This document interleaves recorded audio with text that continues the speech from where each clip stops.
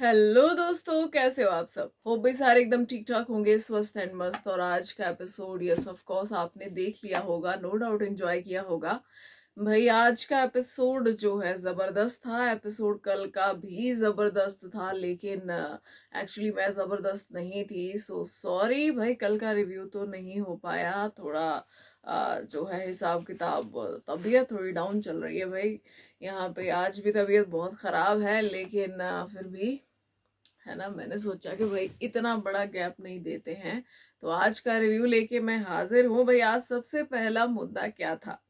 सबसे पहले तो बिग बॉस नॉमिनेशन में अपना खेल दिखा रहे हैं। मतलब अगर देखा जाए तो सारा जो अब तक बिग बॉस का गेम दिख रहा है, जो खेल चल रहा है अभी तक इस सीजन में, वो सारा नॉमिनेशन में चल रहा है। बिग बॉस नॉमिनेशन में खेल रहे हैं और बार बार खेल रहे हैं। सबसे पहले वो घर वालों की सारी स्ट्रेटेजी देखते हैं कि ये क्या कर रहे हैं, और फिर उस हिसाब से टास्क डिजाइन किया जाता है। इस बार की स्ट्रेटेजी भाई इन लोगों की क्या थी।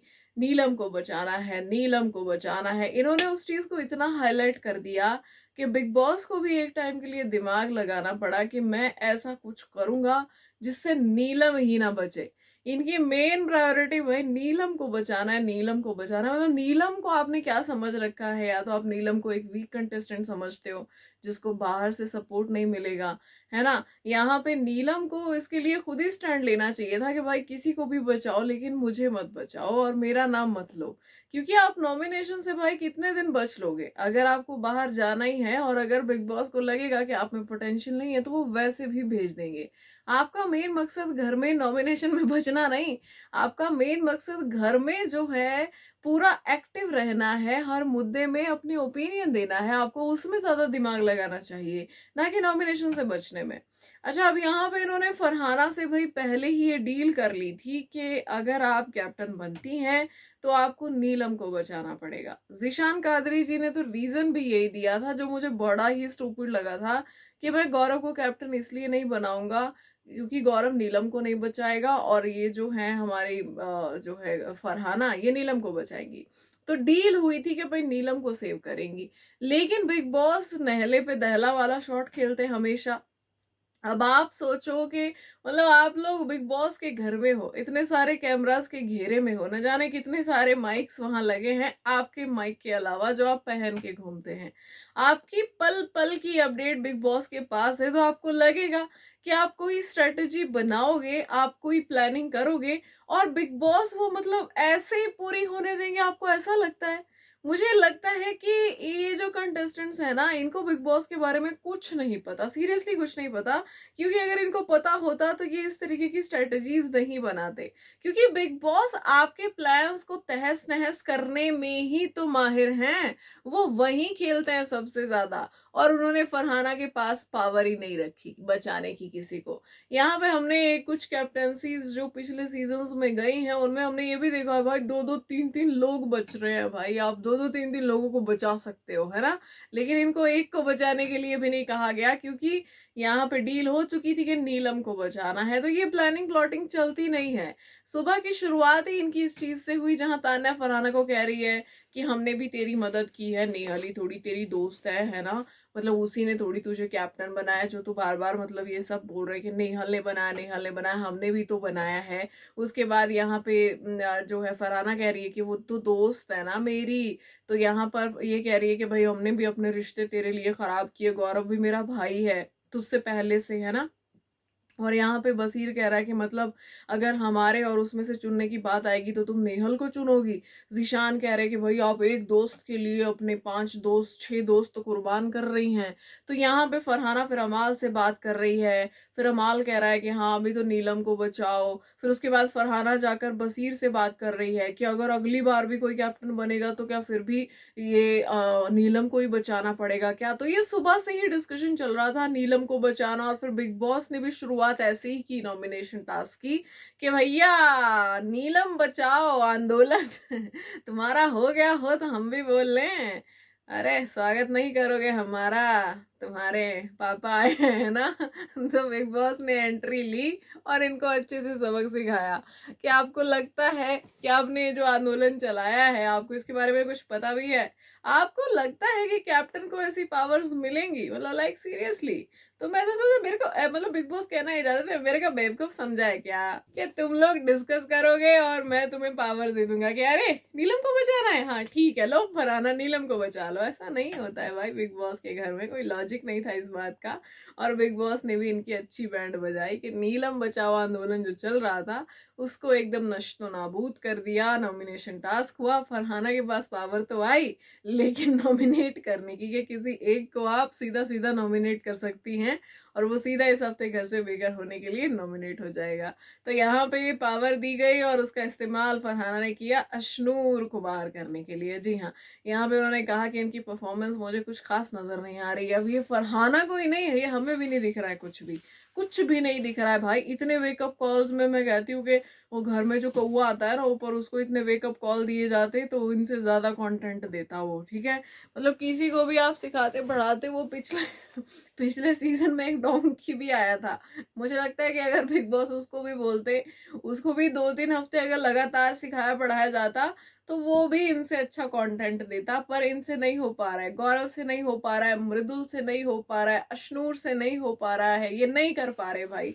नीलम और प्रणीत को देख लो भाई, कहीं थोड़ा बहुत तो दिख रहे हैं, ये तो वैसे भी नहीं दिख रहे, वैसे भी नजर नहीं आ रहे, लगता ही नहीं है कि ये घर के अंदर है भी या नहीं। तो अशनूर का कहीं ना कहीं नॉमिनेट होना मुझे लगता है बनता था। उसके बाद नेहल जी की बारी आई, इन्होंने तान्या को नार्सिसिस्टिक कहा, मैनिपुलेटिव कहा, और एक ऐसी कंटेस्टेंट है भाई तान्या मित्तल जिनके साथ ये नहीं रहना चाहती। अब यहाँ पे आ जाते भाई नेहल और तान्या पे।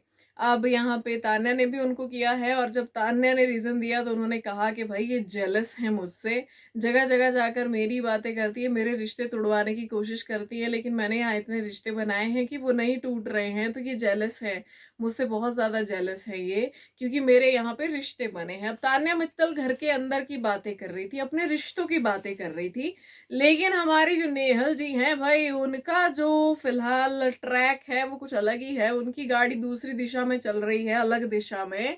उनको किसी ना किसी तरीके से भैया तान्या मित्तल से भिड़ना है, और ये आज तो बहुत ही क्लियर कट तरीके से आपको नजर आया होगा कि जिस तरीके की चीजें चल रही थी। देखो नॉमिनेशन टास्क से ये शुरू हो गया था मामला इनका, ये थोड़ा सा नोक झोंक ये सब कुछ शुरू हो गया था नॉमिनेशन टास्क से, और फिर जब तक तान्या की बारी आई तब तक ये चीज जो है बहुत आगे चली गई। अब यहाँ पर जो है लड़ाई में बहुत सारी चीजें बोली गई है ना, बहुत सारी चीजें बोली गई जिसमें ये लोग पेरेंट्स तक भी पहुंचे। अब पेरेंट्स तक सबसे पहले कौन पहुंचा? नेहल पहुंची कि भाई तुमको सब कुछ थाली में परोस के सजाया हुआ मिला है, थाली में सजा हुआ मिला है, हमने मेहनत की है, हमने जो मेहनत की है और हमने जो हासिल किया है वो तुम 7 जन्म में भी नहीं कर सकती। अब यहाँ पे पहले तो नीलम ने स्टैंड लिया, नीलम ने स्टैंड लिया कि भैया तुम उसके माता पिता पे क्यों जा रहे हो, उसको मिला है तो उसकी क्या गलती है उसमें, ठीक है मिला है। हर कोई माँ बाप अपने अगर माँ बाप से कभी पूछा जाए कि भैया आप किसके लिए कमा रहे हो, वो क्या बोलेंगे? हम अपने बच्चों के लिए कमा रहे हैं, है ना। तो वो अपने बच्चों के लिए जोड़ना चाहते हैं, चाहे वो घर हो, चाहे प्रॉपर्टी हो, चाहे वो बैंक बैलेंस हो, हर कोई अपने बच्चे के लिए जोड़ कर जाता है कि भाई उसका भविष्य सुरक्षित हो। तो अगर तान्या मित्तल के पेरेंट्स ने उनको कुछ दिया है थाली में परोस के, तो ये कोई नई बात नहीं है, ये सारे पेरेंट्स करते हैं भैया, जो करने लायक हैं वो करते हैं। बेचारे कुछ ऐसे भी हैं जो नहीं कर पाते हैं, तो वो भी कहीं ना कहीं अपने बच्चों का फ्यूचर सिक्योर करने के लिए उन्हें किसी लायक तो बनाते हैं, किसी लायक तो बनाते हैं उन्हें। भाई आप कह रही हैं आपने अपनी लाइफ में स्ट्रगल किया, तो उस स्ट्रगल करने लायक भी तो आपको आपके पेरेंट्स नहीं बनाया होगा, ठीक है। तो हम क्या कह दें कि भैया आपको स्ट्रगल करने के लिए मतलब थाली में परोस के आपको भेजा था, उस लायक आपको स्ट्रगल करने लायक आपके पेरेंट्स ने बनाया। तो ये कहने वाली बातें नहीं होती, ये लड़ाई लड़ने वाली बातें नहीं होती, ये बिल्कुल इलॉजिकल चीज है कि तुम्हारे माँ बाप ने थाली में परोस के तुम्हें दिया, ठीक है। अब मान लो वो तो वही बात होगी कि अंबानी के बेटों को कोई बोल दे, ठीक है, कि भैया तुम्हें तो थाली में परोस के मिला, लेकिन कुछ तो वो लोग भी कर ही रहे हैं। माना कि उनकी स्ट्रगल्स वैसी नहीं होंगी जैसी हम लोगों की होगी, तो हर एक की अलग स्ट्रगल है, हर एक की स्ट्रगल का लेवल अलग है। तान्या जितना फेंकती है भाई वो फेंकती है, लेकिन कहीं ना कहीं मुझे लगता है कि तान्या बदतमीजी पे नहीं उतरती किसी के साथ। वो चाहे माचिस लगाए घर में, लेकिन उसका एक तमीज का दायरा है, उसको वो क्रॉस नहीं करती। किसी के माँ बाप पे जाना, किसी को इस तरीके की चीजें बोलना, तो अभी तक मैंने नहीं देखा है कि तान्या ने किया होगा। लेकिन आप जो है बोल रहे हैं कि भैया तुम्हारे माँ बाप ने तुम्हें जो है परोसा है, तुम्हें तो मिला है ना, हमें नहीं मिला। और यहाँ पे जो है तुम्हारी आंखों में मैंने जेलसी देखी है। तो ये तो आपका पॉइंट ही बिल्कुल लॉजिकल नहीं था भाई नेहल जी। जिस दिन से आप सीक्रेट रूम से निकली हैं, उस दिन से आप तान्या मित्तल के पीछे पड़ी हैं, और हाथ मुंह पैर सब कुछ धोकर, एकदम नहा धो के पीछे पड़ी हैं आप उसके। आपने इवन घर में लोग जुटाए, जो लोग तान्या के खिलाफ थे, आज आप उनके साथ हैं। ठीक है, आपने सबसे पहले देखा कि कौन तान्या के खिलाफ जा रहा है, आपने उनके साथ अपनी मंडली बना ली। उसमें भी आपने ये मेक श्योर किया कि यहाँ पे तान्या मित्तल के साथ जब आप भिड़ेंगी तो ये लोग आपका साथ देंगे या फिर नहीं। ठीक है, जिसमें आपने सबसे पहले कुनिका जी को पकड़ा, फिर आवेश दरबार एंड कंपनी, ठीक है, वो सारे लोग थे जहां पे सब आपका साथ दे रहे थे। मृदुल कह रहे थे कि मैं भी तुम्हारा साथ दूंगा, अभिषेक कह रहे थे कि मैं भी तुम्हारा साथ दूंगा, आवेश कह रहे थे कि मैं भी तुम्हारा साथ दूं। मतलब जो लोग तान्या के खिलाफ थे ये उनकी दोस्त बन गए। आपको क्या लगता है अपोजिट ग्रुप में क्या कर रही हैं ये? ठीक है, तो ये जिन जो लोग जो है तान्या के खिलाफ थे ये उधर चली गई। अब वहां जहां तान्या मित्तल थी वहां ये रह नहीं सकती थी। इन्होंने कड़ी कोशिश की कि नीलम को भी तान्या के खिलाफ भड़काया जा सके। कुनिका जी को तो उनको भड़काना क्या था, ऑलरेडी भड़की हुई थी। तो उनके पास आके भाई इन्होंने कम से कम 2-2.5 घंटे बिताए हैं तान्या मित्तल की बुराई करने में। ये ऐसी है, ये वैसी, मतलब सुपर विलन इन्होंने टैग एक दिया उन लोगों के सामने जो थोड़ा बहुत तान्या को नापसंद करते थे, और इनकी कृपा से अब वो थोड़ा ज्यादा करने लगे हैं नापसंद। ठीक है, तो यहाँ पे आप तान्या मित्तल के पीछे पड़ी हैं और फिर आप कहती हैं कि वो आपसे जेलस है। वो तो आपके बारे में सोच भी नहीं रही थी, वो तो आपकी बात भी नहीं कर रही थी, वो कुछ नहीं कर रही थी, वो आपसे लड़ भी नहीं रही थी। आप जितने पॉइंट, जितने तीर बरसा रही थी, उसके बदले में वो आपकी तरफ एक भी निशाना नहीं साध रही थी। क्योंकि कहीं ना कहीं जो है तान्या मित्तल को तो आपसे भिड़ना ही नहीं था। लेकिन जब आप बार बार बार बार बार बार करेंगी तो भाई एक पॉइंट पे तो बंदा फिर फटेगा भी और वो आपको बोलेगा भी। और आप उनको जेलस बोल रही हैं। एक तरफ आप खुद बोलती हैं कि भाई तुम्हारे माता पिता ने तुम्हारे को थाली में सजा के दिया है, हमने स्ट्रगल किया है। आप अपनी स्ट्रगल की कहानियां सुना रही हैं, आप सुना रही हैं लड़ाई के अंदर। ठीक है, लड़ाई के अंदर आप अपनी स्ट्रगल लेकर आई, तान्या नहीं लेकर आई। कुनिका जी तान्या की स्ट्रगल लेगी, इसने क्या स्ट्रगल किया है, ये किया है, वो किया है, ठीक है, इसको तो सब कुछ मिला है, तो आप लोग लेकर आए। तान्या ने नहीं बोला कि मैंने ज्यादा स्ट्रगल किया, आपने कंपैरिजन आप लोगों ने किया उस चीज का, आप लेकर आए। तान्या को नीचा दिखाने के लिए भी आपने बोला कि भाई तुम 7 जन्मों तक वो हासिल नहीं कर सकती जो मैंने हासिल किया है, मैंने काम किया है जो तुम कभी कर नहीं सकती, मैंने इतना काम इंडस्ट्री में किया है, मैं बाहर से काम करके अंदर आई हूं, तुमने कुछ नहीं किया है। तो भैया ये कंपैरिजन वाली चीजें क्या होती है? अब यहाँ पे मृदुल को जाके गौरव बोल दे तुमने टीवी में काम क्यों नहीं किया है भाई। सलमान खान जो होस्ट बनकर आते वो बोल दे भाई मैं तुम्हें होस्ट क्यों करूं, ठीक है, तुमने तो फिल्में नहीं की हैं, है ना, तुम फिल्मों में काम नहीं करते हो भाई। अब यहाँ पे सब मतलब अपने अपने जो भी इनका जिसका भी जो जो लेवल है उसमें सब माहिर है भाई, सब कर रहे हैं, कुछ स्ट्रगल कर रहे हैं, कुछ आगे निकल गए, जो आगे निकल गए वो भी स्ट्रगल कर रहे हैं। लेकिन कंपैरिजन कहाँ से आ रहा है? क्योंकि तान्या मित्तल कंपैरिजन नहीं करती है वो कभी भी, अगर आपने ध्यान दिया होगा। उसको एक्सपोज क्यों नहीं किया जा रहा है, यही रीजन है कि वो किसी को नीचा नहीं दिखा रही होती है कि मैं तो ऐसी और तू ऐसा, मैं तो ऐसी और तू ऐसा, नहीं, वो हमेशा होती है मैं ऐसी, मेरा या मेरे इधर ऐसा है, मेरे इधर वैसा है। आज भी आपने उसकी कहानियां सुनी होगी तो आपने देखा होगा कि अमाल के लिए स्टूडियो प्लस कैफे खोलने का सोच रही है भाई, जिसपे उसकी पूरी कहानी हो। ठीक है, तो यहाँ पे आपको लगता है कि वो किसी को नीचा दिखा रही है? आपको मतलब एक टाइम के लिए भी ऐसा लगता है बिग बॉस साड़ियों के लिए भी एक बंदा भेज दो, ठीक है, रोज की स्ट्रगल है, साड़ियां निकालो, है ना, फिर खुद ही सब कुछ मैनेज करो। तो मेरे घर में तो ऐसा होता है, हम फिल्म भी वहीं देख लेते हैं, ठीक है, और यहाँ पे पहले से ही सारा ऐसे स्टॉल लग जाते हैं, जिसको जो खाना है नानी घर में वो खा सकता है। आपको यहाँ पे एक टाइम के लिए भी लगा कि उसने कंपेयर किया कि भाई तुम्हारे घर में ऐसा नहीं होता और मेरे में ही होता है स्पेसिफिकली? ठीक है, यहाँ पे वो सिर्फ अपनी बढ़ाई करती है, वो किसी को नीचा नहीं दिखाती। लेकिन आप जो लड़ाई में कर रहे थे, आप तान्या को नीचा दिखा रहे थे कि जो हमने किया तुम नहीं कर सकती भाई। उसने एक बार में नहीं बोला कि भाई जो तुमने किया है ना, जो मैंने किया वो तुम नहीं कर सकती, या जो मैं हूँ वो तुम नहीं। उसने आपको बार बार एक ही चीज बोली कि मैं तुम्हारे लेवल पे नहीं गिरूंगी, मैं तुम्हारे जितना नीचे नहीं जा सकती, ठीक है, और तुम्हारे जो है मैं तुम्हारे पापा पे नहीं जा सकती। तो ये फिर से अपने अपने भी पापा को ले आई कि मेरे पापा तो पता नहीं क्या फूल बेच के कि क्या बेच के जो है वो गुजारा करते थे, उन्होंने हमें वैसे पाला है, ठीक है, हमें सिखाया है, हमने सीखा है। इन्होंने बोला हमने सीखा है, तो तान्या ने कहा कि भाई तमीज नहीं सीखी फिर आपने, ठीक है, और मेरे माँ बाप ने मुझे सिखाया है कि भाई बदतमीजी नहीं करनी है, ठीक है, मेरे माँ बाप ने मुझे ये संस्कार दिए हैं। तो यहाँ पे ये जो लड़ाई थी ये सीधे सीधे तौर पे भाई यहाँ तान्या ही जीतती हुई नजर आ रही थी, और यहाँ पे लॉजिकल भी तान्या ही लग रही थी कि अगर आप बात करते हो जेलसी की, तो तान्या आपसे जेलस नहीं है, आप हैं तान्या से जेलस। तभी तो आपको हर जगह जिस जगह भी आप बैठती हैं आपको तान्या मित्तल की बुराई करनी पड़ रही है घर के अंदर। आप ऑब्सेस्ड हो गई हैं तान्या मित्तल से कि आप हर कोने में बैठकर उन्हीं की बात करती हैं, उनके खिलाफ आप मेंबर्स बना रही हैं। भाई तान्या मित्तल के खिलाफ जो लोग हैं आ जाओ, संगठन बनाओ, घर के अंदर ग्रुप्स बनाओ, ठीक है। तो ये चीज भाई थी, और यहाँ पे तान्या बिल्कुल भी गलत नहीं लगी, यहाँ पे तान्या सही लग रही थी। और टच वुड भगवान की लाख कृपा से आज तान्या मित्तल उस लड़ाई के बाद रोई नहीं, हंसती खेलती नजर आ रही थी।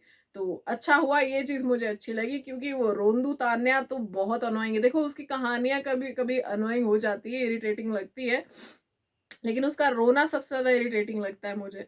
वैसे किसी को ऐसा बोला नहीं चाहिए, लेकिन फिर भी मैं दिल की बात कह रही हूँ।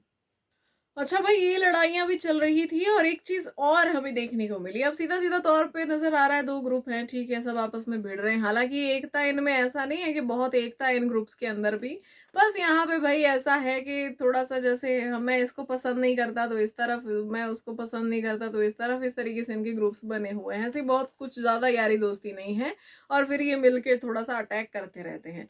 आज हमने देखा कि यहाँ पे जो है फरहाना ने कुछ ऐसी चीज कही जो बिल्कुल अच्छी नहीं थी। यहाँ पे वो अशनूर पे टॉन्ट करते हुए मतलब नेहल से कह रही थी कि नेहल मेरा बड़ा मन है कि मैं तुम्हारे बेड पे आके तुम्हारे साथ सोऊं, क्योंकि उनका भाई डबल बेड है जहाँ पे नेहल और अशनूर सोती हैं, तो यहाँ पे फरहाना अलग से सोती है। तो वो टॉन्ट मार रही थी कि हाँ मतलब मेरा बड़ा मन है। वो यहाँ पे कहना ये चाह रही थी कि अशनूर अब बाहर निकल जाएगी, चली जाएगी। तो अशनूर ने कहा मैं कहीं नहीं जा रही हूँ। तो यहाँ पे फरहाना ने फिर से कहा कि मेरा बड़ा मन है मैं वहां आकर सोऊं तुम्हारे साथ, लेकिन पहले गंदगी को वहां से हटाना पड़ेगा। तो भाई आप किसे गंदगी कह रही हैं फरहाना जी? इस तरीके के शब्दों का इस्तेमाल आप ना ही करें तो मुझे लगता है कि बड़ा बढ़िया होगा। ये जो शब्द थे ये बिल्कुल भी अच्छा नहीं है। आप एक दूसरी लड़की को, खुद लड़की हो के आप उसको गंदगी कह रही हैं। देखो लड़ाई लड़ो भाई, लड़ाई लड़ो, लेकिन एक दायरे में रहकर लड़ो, ताकि आपका पॉइंट थोड़ा, कभी कभी अगर आप कुछ फनी करने की कोशिश कर रहे हो तो वो फनी चीज ना फनी ही लगे, वो फनी चीज से बाहर ऑडियंस और अंदर घर वाले दोनों ही ट्रिगर ना हो जाएं, और साथ में होस्ट भी और बिग बॉस भी। तो अब वो बोलते ना कि भाई अपना पैर जो है खुद कुल्हाड़ी पे मत मारो, ठीक है। एक होता है पैर पे कुल्हाड़ी मारना, आप कुल्हाड़ी पे पैर देके मारती हो। तो ये चीज जो है वो बिल्कुल भी अच्छी नहीं थी जो आपने अशनूर को बोली। भाई कोई इस घर में कोई गंदगी नहीं है, भाई कोई गंदगी नहीं है, सब लोग बहुत अच्छे हैं, सब लोग बहुत बढ़िया हैं, खेल रहे हैं, सब कहीं ना कहीं से आए हैं, ठीक है। जिसको कम वोट मिलेंगे वो चला जाएगा, ठीक है। आपने बोला आप जश्न मनाएंगे, आप बोलेंगी कबूतर जा जा, तो इस तरीके की टीजिंग नॉर्मल है। लेकिन ये जो आपने गंदगी बंदगी बोला भाई ये बिल्कुल भी अच्छा नहीं है, तो जरा संभल के बोलिए। डिक्शनरी आपकी ऑलरेडी तैयार करवा दी गई थी पहले ही, इस बार एक छोटी सी गलती आपको बहुत ज्यादा भारी पड़ सकती है भाई। अच्छा ये थी भाई एक छोटी सी फाइट जिसमें फरहाना मुझे गलत लगी, छोटी सी बहस, फाइट भी नहीं बोलेंगे उसको। उसके बाद भाई कुनिका और शहबाज चड्डी फाइट जो मैंने देखी है ना, ऑफेंसिव हो गया, खराब है, मैनर्स नहीं है। भाई कुनिका जी कहाँ कहाँ से मैनर्स निकालेंगी आप, मेरे को तो यही समझ में नहीं आ रहा है। लड़के मैक्सिमम क्या करते हैं कि भैया अपना टॉल वगैरह लपेट के आते हैं बाहर, और अपने जो है लोअर वगैरह वो पहन लेते हैं, कपड़े चेंज कर लेते हैं, ठीक है। जब नहा के भी आते हैं तो भी ऐसा ही चलता है, और आज तक किसी लड़की ने ऐसा नहीं कहा कि भैया ये हमें अच्छा नहीं लग रहा, या हम क्यों देखें ऐसा, ये वो सो, या ये ऑफेंसिव है, ये गलत है, या तुम में तमीज नहीं है, किसी ने भी आज तक नहीं कहा। ये सीजन दर सीजन होता है, सीजन दर सीजन ये चीज चलती आई है, कभी आज तक इस बात का मुद्दा नहीं बना, लेकिन अब बना। कुनिका जी ने बनाया। भाई आप किचन से हट के आप उधर वॉशरूम एरिया में क्या बैठी, आप वहां पे वैक्सिंग कर रही थी, ठीक है, आप वहां पे वैक्सिंग कर रही थी, और आप जो है शहबाज को कहती हैं कि भैया तुम अंदर जाकर कपड़े बदला करो। ये ऑफेंसिव है, अच्छा नहीं लगता है ऐसे बिल्कुल भी, मतलब हम ऑफेंड हो जाते हैं, ये हो जाता है। तो अगर आप ऑफेंड हो रही हैं पहली बात तो आप वहां से उठ जाइए पहली चीज, कि अगर उस चीज से आप ऑफेंड हो रही हैं तो वहां से उठ जाइए।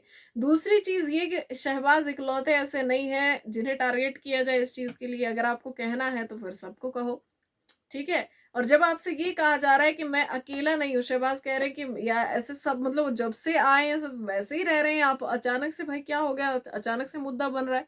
तो आप कह रही हैं कि आपने देखा है नहीं। भाई 1 महीना हो गया आपको घर में रहते हुए, आपने कभी वॉशरूम में जाके लड़कों को नहीं देखा कि वो क्या कर रहे हैं, मतलब लाइक सब एक साथ ही तैयार हो रहे होते हैं, आपका आना जाना भी लगा रहता है, आपने सीरियसली किसी को नहीं देखा। ये होती है जबरदस्ती के मुद्दे बनाने वाली बातें, ठीक है। जबरदस्ती के मुद्दे यहाँ पे जो है मतलब जस्ट बनाना पिक करना, ये कुनिका जी का स्टाइल है। और यहाँ पे आप एक कहने का एक तरीका होता है, ठीक है, एक तरीका होता है कहने का कि यार शहबाज ये मुझे ना थोड़ा सा ठीक नहीं लग रहा है, तुम ना एक काम करो, तुम अंदर जाके कपड़े बदल लो। तो वो कभी मना नहीं करता, वो बड़ा फनी लड़का है, वो कभी मुद्दे नहीं ढूंढता है लड़ने के लिए, वो कभी इस तरीके की लड़ाइयां पिक नहीं करता है। तो आप जिस तरीके से आपने उसको बोला, उसने भी फिर आपको वापस से, फिर आपके पास कोई जवाब नहीं था कि आप वैक्सिंग कर रही हैं यहाँ पे, तो आप जो है मुझे भी ऑफेंड कर रही हैं, ये भी ऑफेंसिव है, मेरे लिए ऑफेंसिव है ये, ठीक है। तो यहाँ पे भैया ये जो है शहबाज अपनी लड़कियों को भी लेकर आया, फरहाना को, नीलम को, तान्या को, कि भैया और लड़के भी करते हैं यहाँ पे। तो फरहाना ने इस पर जवाब दिया कि अगर आपको ऑफेंसिव लग रहा है तो आप यहाँ से चली जाइए। तो ये एक्चुअली ये मुद्दा था ही नहीं भाई, ये बड़ा ही अजीब था, कुछ कुछ तो अजीबोगरीब था ये। और ये वहां शहबाज सागर, बसीर, अमाल जैसे लड़के होते तो ये बात बहुत आगे तक जाती, बहुत आगे। और अगर कहीं अभिषेक को बोल दिया होता तो और आगे तक जाती। तो यहाँ पे मुझे लगता है कि भैया फाइट पिक करने से पहले एक बार सोच भी लो कि तुम लड़ किस चीज पे रहे हो भाई। अच्छा, उसके बाद भाई हमने देखा बसीर वर्सेस प्रणीत, जिसमें जबरदस्ती नेहल घुसी। बॉक्स वाला मुद्दा, कपड़ों के, जूतों के जो इनके बॉक्स है, जो इन्होंने अरेंज करके रखे हैं उधर, जो इनका रेडी रूम है, ठीक है, जो बाहर एरिया है इनका, वॉशरूम एरिया है, वहां पे इन्होंने सेटल करके रखे हुए हैं। तो ये इसका है, उसका है, नाम लिखे हैं उनपे जगह जगह। तो भैया यहाँ पे थी सीधे तौर पे, प्रणीत ने कहा मुझे चाहिए, बसीर ने कहा मैंने जो हटाना था मैंने वो हटा रखा है ऑलरेडी, तेरा जो नया आया है। ये बड़ा लंबा चौड़ा कॉन्वर्सेशन था, लाइव फीड में बड़ा लंबा चला था ये। तो भाई ये बड़ी बहस हुई इन दोनों के बीच में, और दोनों में एक ईगो ट्रिप दिखा। अब वो ईगो ट्रिप पहले नॉर्मल था, यहाँ पे प्रणीत फरहाना को लेकर आते हैं कि मुद्दा सॉर्ट करवाओ भाई, और उसके बाद जो है यहाँ बीच में पड़ती है नेहल, ठीक है। जैसे ही नेहल बीच में पड़ती है ये मुद्दा और ज्यादा गर्मी पकड़ लेता है। और मुझे लगता है कि नेहल को आदत है भाई बीच में आने की, मुद्दे पिक करने की। कल वो जबरदस्ती हलवा, ठीक है, आज ये। तो भैया ये क्या कर रही हैं, ये अपना कंटेंट निकाल रही हैं और कुछ भी नहीं। इनके पास अब लड़ने भिड़ने के लिए एक ही टारगेट है, वो है तान्या मित्तल, और ये किसी को कुछ भी नहीं बोल रही हैं, ठीक है। थोड़ा सा ये जीशान कादरी के पीछे भी पड़ी हुई हैं। तो यहाँ पे भाई इनका यही है। तो ये जहां भी मौका मिलता है, वो बोलते हैं ना, जहां भी इनको मौका मिलता है वहां बहती गंगा में ये अपने हाथ धो लेती हैं। तो भाई नेहल जो है मुझे बहुत इलॉजिकल लगी आज, सारी चीजों में बहुत ज्यादा इलॉजिकल लगी। और मुझे लगता है कि मतलब नेहल को थोड़ा ध्यान देना चाहिए। अगेन वही वाली बात आ गई कि आप गलत ट्रैक पे जा रही हैं भाई, सब कुछ जो सोच रही है उल्टा ही सोच रही है, सारी उल्टी दिशा में ही है आपकी चीजें, ठीक है। तो यहाँ पे नेहल बड़ी अनोइंग लग रही है। उसके बाद भी हमने देखा कि फरहाना ने अपने पेरेंट्स वाली बात बताई, ब्रोकन मैरिज एंड ऑल, किस तरीके से उनकी मदर ने उनको पाला। सेम यहाँ पे कोनिका जी ने भी अपना बताया कि किस तरीके से 9 साल तक अपने बेटे की कस्टडी के लिए मैं लड़ी, लेकिन जब एक दिन मेरे बेटे ने ही मुझे कहा कि भैया आप दोनों कहीं कोई एक तो हार मान लो, क्योंकि मेरी पढ़ाई भी इसमें बीच में आ रही है, वो भी खराब हो रही है ना, कभी इधर कभी उधर, तो ऐसा मत करो। तो मैं पीछे हट गई। तो ये चीजें होती है भाई, थोड़ी ऐसी चीजें होती हैं कि मतलब पता चलता है कंटेस्टेंट्स के बारे में कि कहाँ से आए हैं ये, कहाँ से उठे हैं, क्या इनकी लाइफ में इन्होंने जो है मतलब खराब से खराब टाइम देखा है, कितना स्ट्रगल किया है ना। तो ये सारी चीजें थोड़ा मुझे लगता है कि थोड़ा सा एक इंसान का रुख भी चेंज कर सकती हैं, जो जजमेंट हम इन पर देते हैं, तो इंसान क्यों ऐसा हो गया। लेकिन फिर उसमें दूसरी चीज़ ये भी है कि आप जैसे भी हो भाई, आप दूसरों पे नहीं थोपो।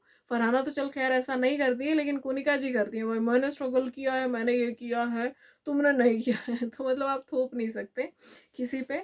बट हाँ, ये थोड़ी सी जो है इनकी जो स्टोरीज हैं, जो इनकी कहानियां हैं सबकी, मैंने बोला सब भाई बहुत अच्छे लोग हैं ये, ठीक है, तो जो इनकी कहानियां हैं वो बहुत ही ज्यादा मतलब दिल को छू लेने वाली हैं, और शायद कहीं ना कहीं आप इससे कनेक्ट जरूर करेंगे। भाई इस बार जो है नॉमिनेटेड हैं 8 लोग, नीलम, अशनूर, तान्या, अमाल, जीशान, कोनिका, नेहल, प्रणीत। तो इन 8 में से बिग बॉस किसको सूली पे लटकाएंगे, देखना इंटरेस्टिंग होगा। बाकी मिलते हैं कल के एपिसोड के रिव्यू में, तब तक के लिए अपना ध्यान रखिए। Good night, have a peaceful sleep, bye bye.